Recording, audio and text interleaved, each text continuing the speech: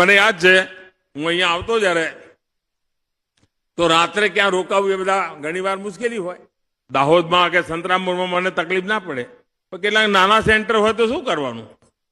તો મને યાદ છે હું ઝાલોદમાં એક પીએચસી સેન્ટર હતું, દવાખાનું, ત્યાં રાત્રે સુઈ જવું. આવું પ્રવાસમાં તો પછી રાત્રે ત્યાં જઈને જવું. કેમ?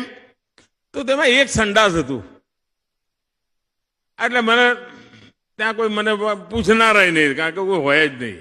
રાત્રે જઈને સુઈ જવું ને તે બાથરૂમ સંડાસ જે હતો એનો ઉપયોગ કરતો હું.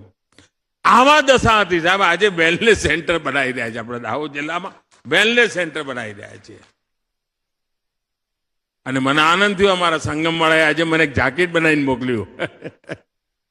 કારણ કે હું દાહોદમાં જયારે હતો ત્યારે અહીંયા તમારા સંગમ ટેલર વાળા મારા અમૃતભાઈ હતા, એ મારા કપડા બનાવતા. આજે દીકરો